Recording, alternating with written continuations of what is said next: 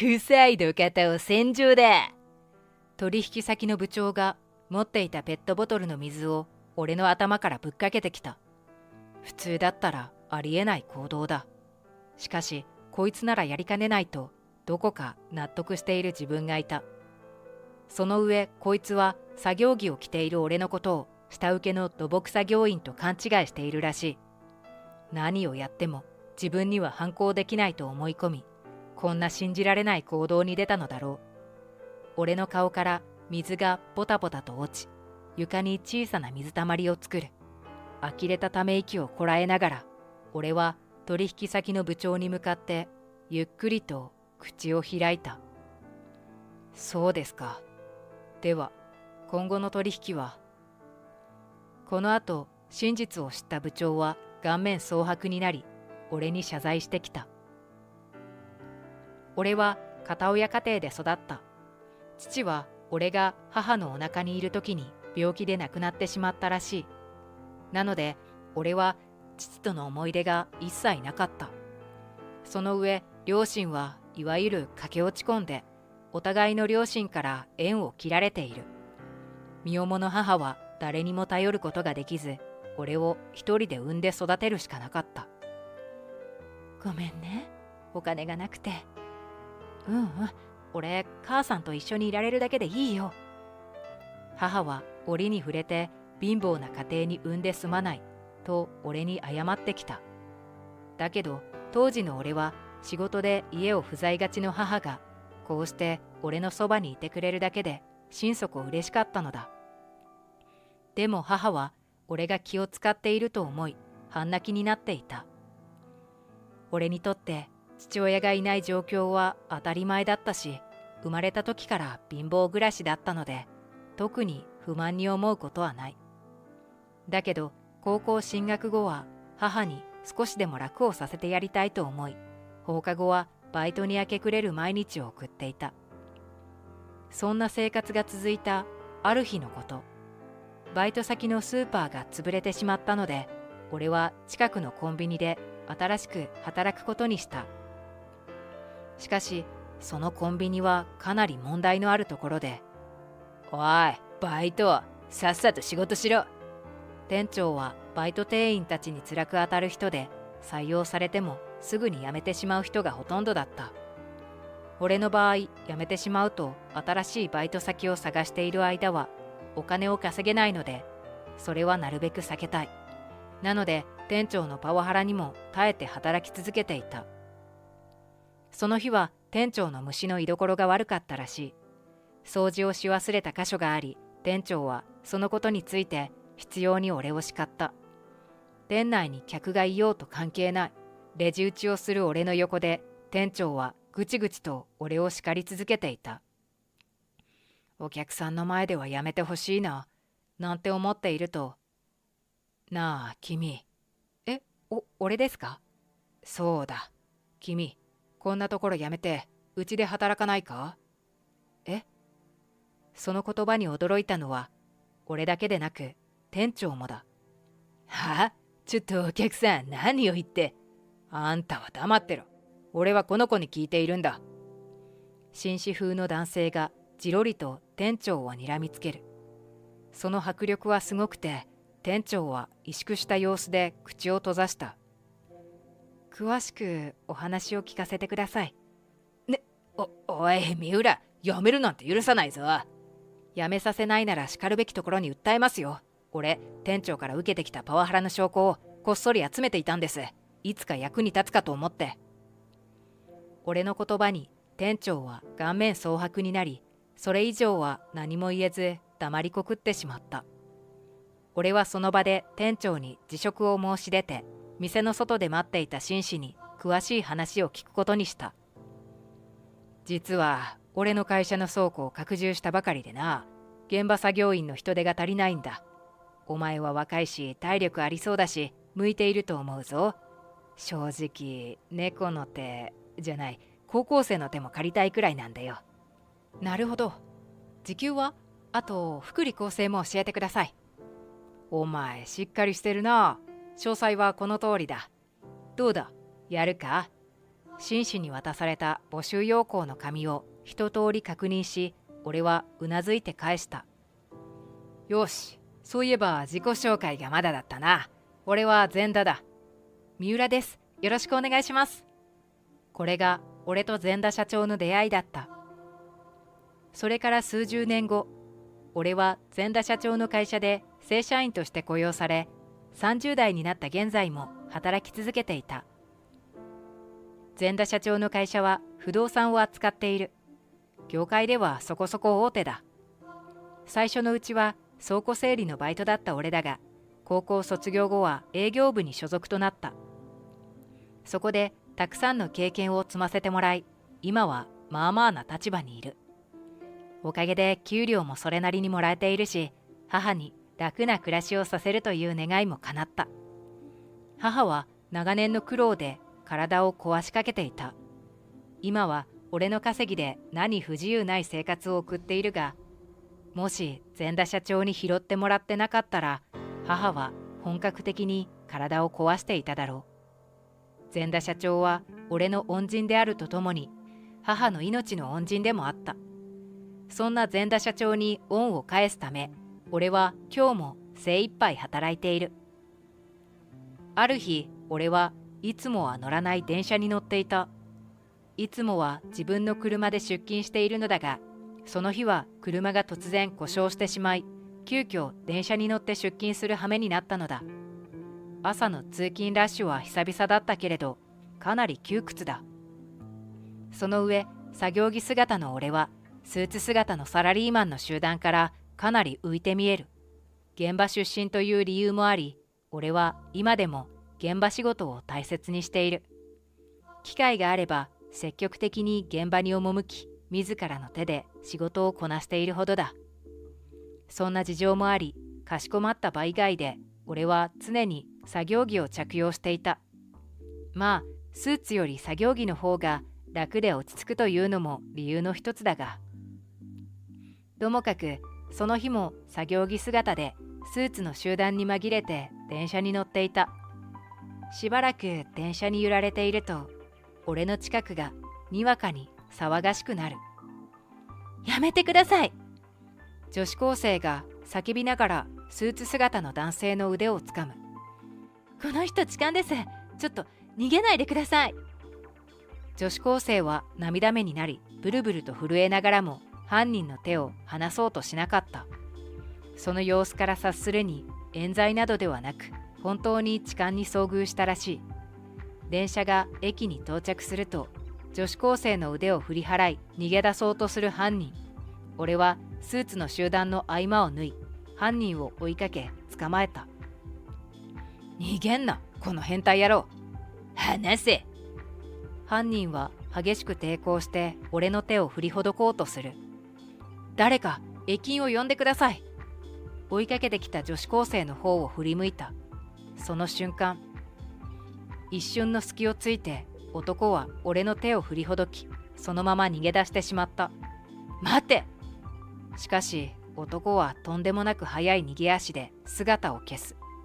その後、俺は女子高生に犯人を取り逃がしたことを謝罪。女子高生は気にしないでくださいと言ってくれたが、またあの子が辛い目にあったら俺は自分が許せないだろう。これからは別の時間の電車に乗りますから。女子高生はそう言って少し辛そうな顔をした。まったく、なんてやつだ。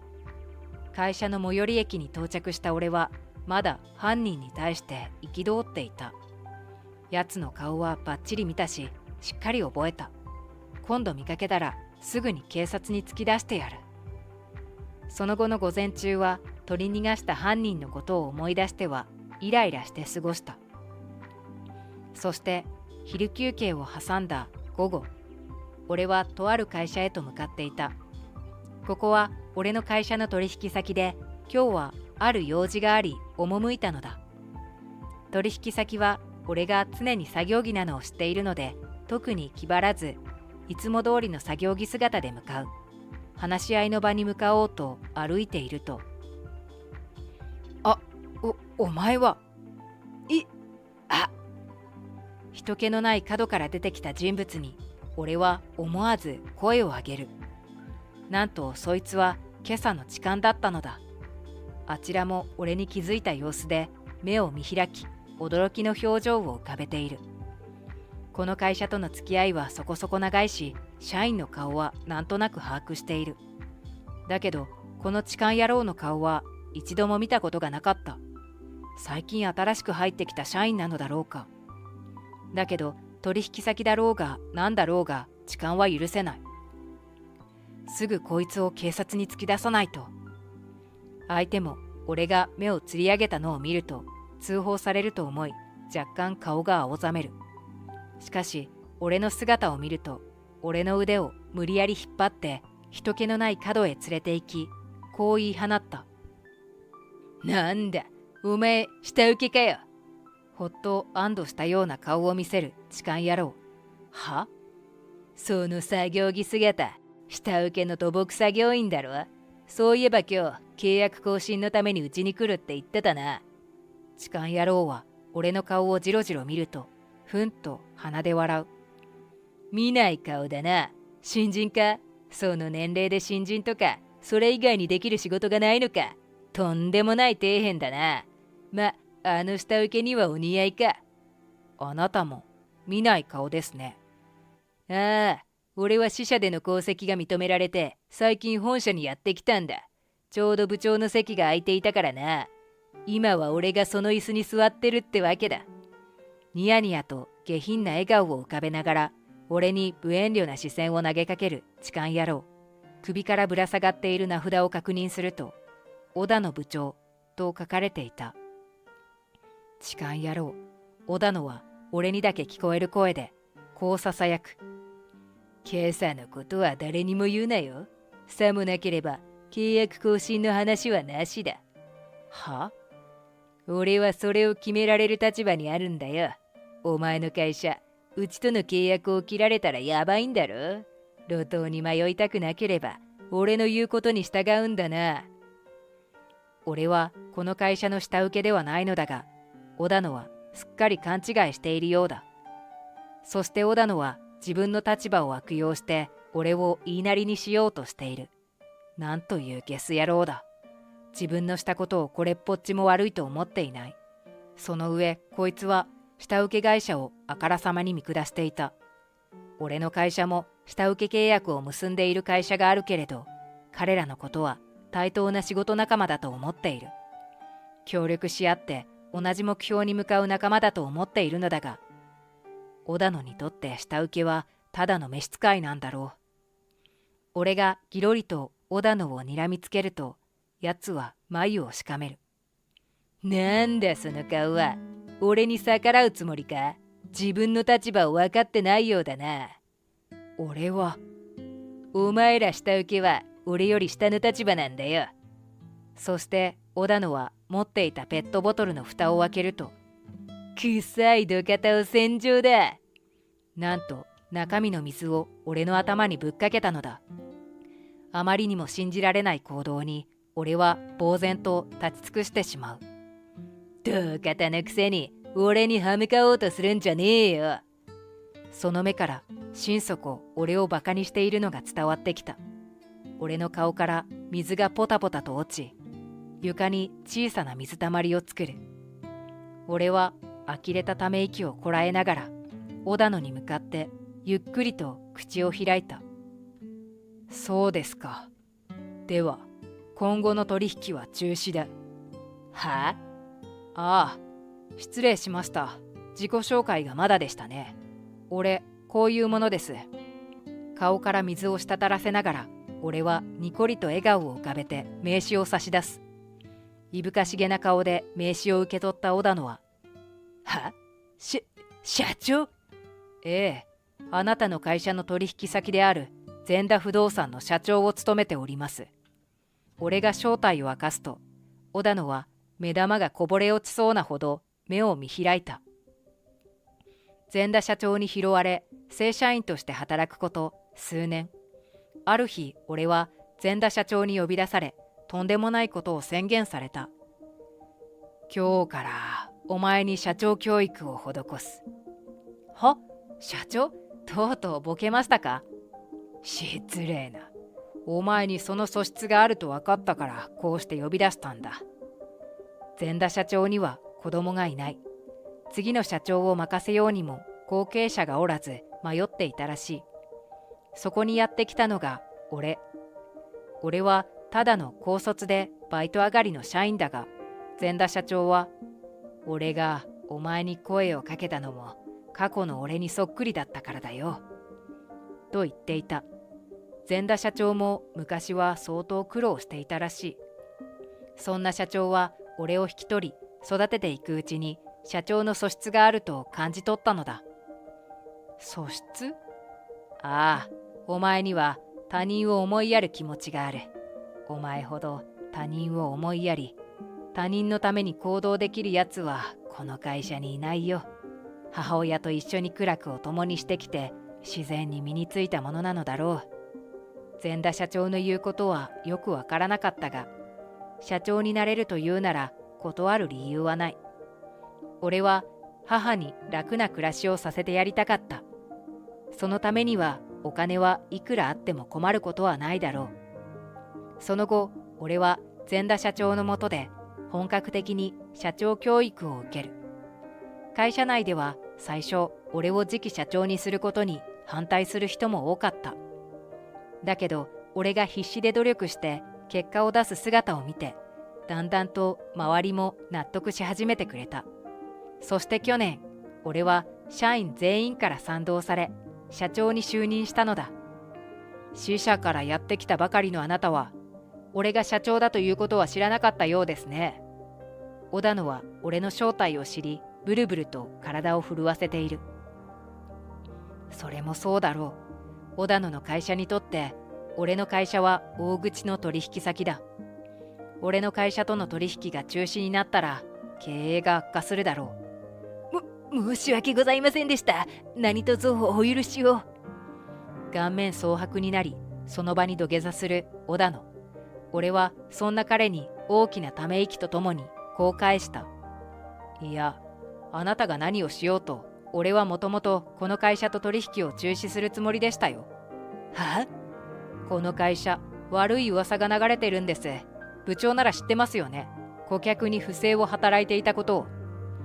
俺の言葉に小田野はさらに顔を青くした。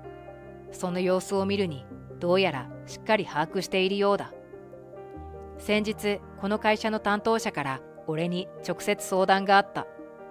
不正の噂が流れている。今後の取引継続を検討してほしい、と。それが事実ならとんでもない事態になるだろう。担当者だけに任せるのは不安だったので、社長の俺が自ら赴き、こちらの会社の社長に問いただすつもりでやってきたというわけだ。まあ、その前に思わぬ出来事に遭遇してしまったが。そういうわけで、あなたの土下座は無駄です。ああ、それと、今朝のあなたがしでかした痴漢行為は、知り合いの警察官に相談させてもらいますからね。現行犯じゃ逮捕は難しいらしいですけど、これからあなたにはそれ相応の罰が下りそうですしね。罰というのは、この会社の身体だ。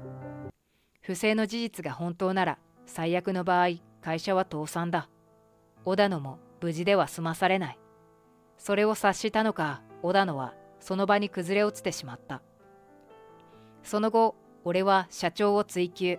若干濡れた状態で登場した俺をいぶかしげな顔で見ていた社長だが、俺の追及にすぐさま顔面蒼白となった。俺が提出した証拠もその要因だろう。担当社員から不正の噂を聞いた俺は独自に調査してそれなりの証拠を手に入れていたのだ。俺はその場で取引中止を宣言。そしてこの事実を知り合いの警察官に報告した。その後しばらくして小田野の会社の不正が全国ニュースに取り上げられる。取引先は軒並み手を引くことになり、銀行の融資も切られてしまったらしい。被害に遭った顧客から集団で訴えられているとのことで、会社の倒産は時間の問題だ。そして小田野は、話せよ。ある日、また車が故障したので電車に乗っていると、停車駅で小田野が複数の駅員たちに捕まっているのを目撃した。その近くにはあの女子高生がいて、小田野を冷たい目で睨みつけていた。ほどなくして警察官が駆けつける。どうやら今度は無事に現行犯逮捕となったみたいだ。一方俺は今日も作業着を着て車内や現場を駆け回っている。俺を拾ってくれた善田社長に報いるために、俺は今日も全力で頑張っているよ。